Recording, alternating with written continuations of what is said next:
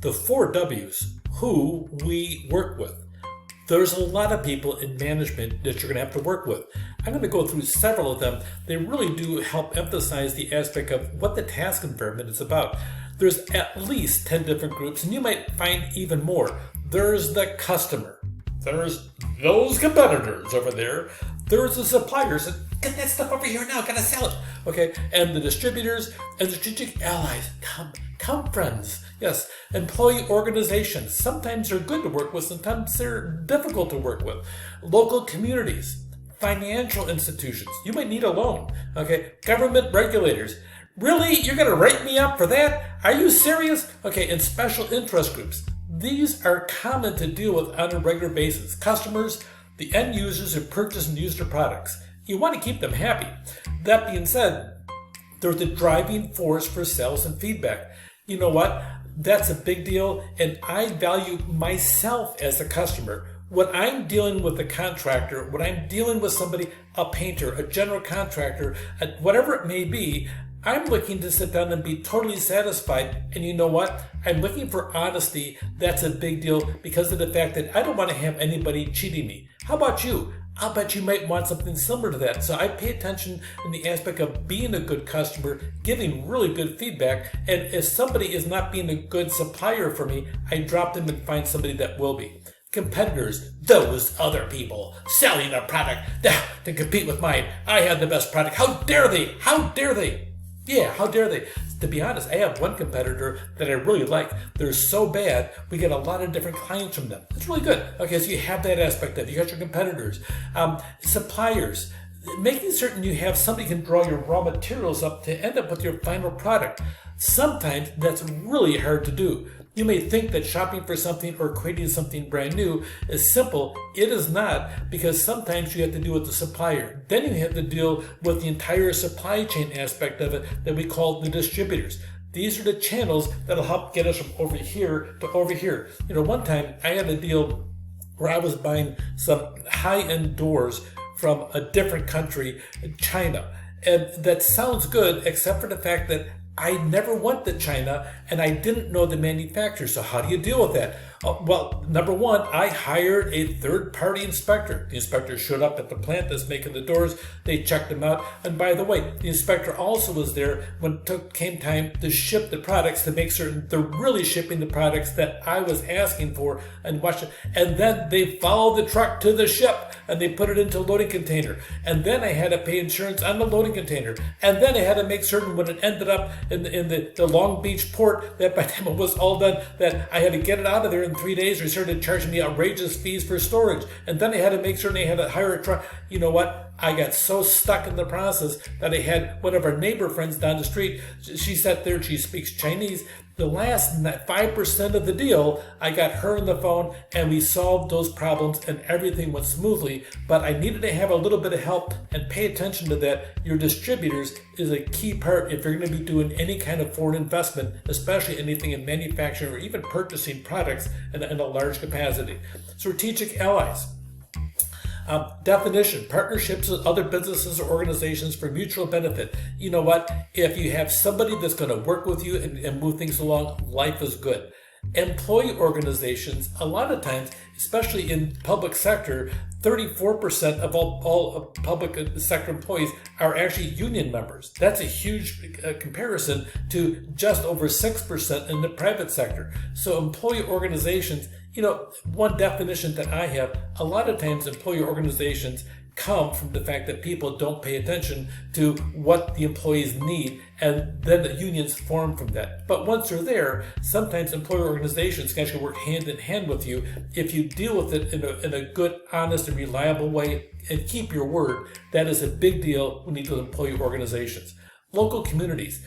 Make certain that if somebody brings something forward, let's say that soccer practice, the soccer game, 11 p.m. to 1 a.m., if you really did that at your college, you really don't deserve to be in charge of anything because of the fact that that is outrageous, because you have to pay attention to the local community. You are not an island to yourself. As a business, you are not an island to yourself. you have community members and you need to pay attention to them, but also you need to assert yourself when it's appropriate. Sometimes you have that issue, so deal with that issue and make certain that if you have a landlord, deal with the landlord in the process. You have all the different aspects in regards to local communities. Financial institutions, they're going to want to sit down and monitor it if you go to them for a loan. They're going to want you need to submit a financial update analysis of your personal net worth on a regular basis, on an annual basis. If you have a business, that's pretty normal. They may sit down and say, you have this over here, make certain you file this in a timely fashion. You'll have all kinds of different things to deal with if you have a bank and they have a vested interest in it.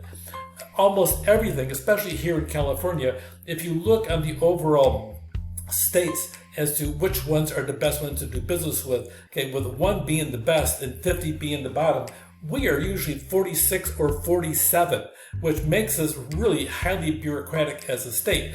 Government regulators, there's an awful lot of them. There's usually some type of regulation in almost every single aspect you can possibly imagine. Special interest groups, sometimes they're not unions, sometimes they're just a special interest that has a say to them. With us at Irvine Valley College, we have several groups where we have a degree and we meet on an annual basis with specialists in that degree area to make certain that we're having teaching methods and teaching content that matches with people to get jobs. That keeps us sharp as faculty members and also sharp for you, so when you leave this place, you can go out and get yourself a job, hopefully a good paying job in that case. Not everybody does that, but when we do, we find it really helps us an awful lot. Now, that's the internal environment, technical environment. Let's look at the general environment. Watch the things on the economic, technological, social-cultural, demographic, political, legal. Oh my gosh, there's so many out there. On the economic aspect, go check out the Small Business Administration website.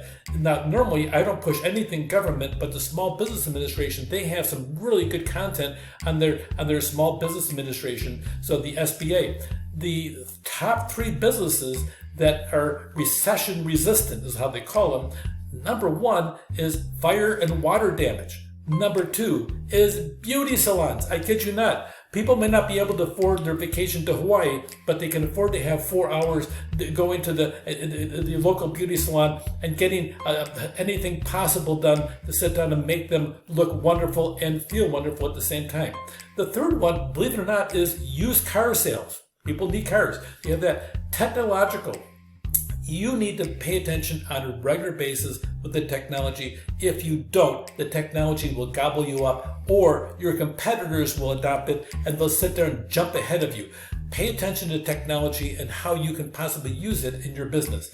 Look on the socio-cultural aspect of it. We are in the city of Irvine as a college. We have lots of different demographics. Pay attention to that. It's called diversity, but from a business perspective, that means there's lots of little doors you can open and open up your business and get more money coming in your front door if you're paying attention to what is going on in your area. You can specialize in a niche market, or you can specialize in a niche market and include different aspects of it. If you wanted to sit down and have a pizza shop with multiple different nationality type of pizzas, there's almost every culture will take the original pizza dough and red sauce from Italy and turn it into something unique. Have a special focus on that. That is really good because you look at the social, cultural, and the demography that your business is in. Look at the political aspect of it as to what's out there and the legal part as well. Make certain you're staying there, but make certain that if you have some issue like that, you speak up. And then also the international aspect is big. Have your voice in there. You know, how many conversations can you possibly have?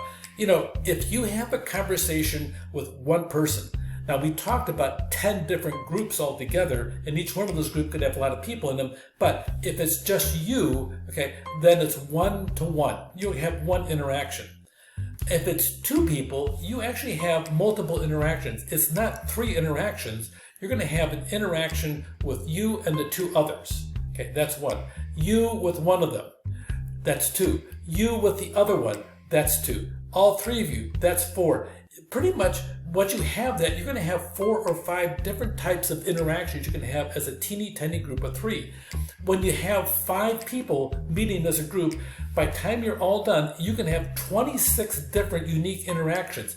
If you have 10 people, okay, there's you in person 1, you in person 2, you in person 3. Oh, and then there's also you in person 1, 2, and 3, you in person number 2, 3, 4. There's so many, there's a possibility of 1,023 interactions. This topic of who we work with is a big deal. You can sit down there and use the people you work with to rise to success, but pay attention. You need to always have your head on a swivel, looking around to see what's out there. Try to sit down and look for the best interest of the company, the best people in your department, the best interest for you to be successful in the world of business. Pay attention to who you work with. You need to swivel your head just as much as an NFL quarterback to make certain that nobody's going to come up and tackle you from behind. It's a big deal who we work with. Take care.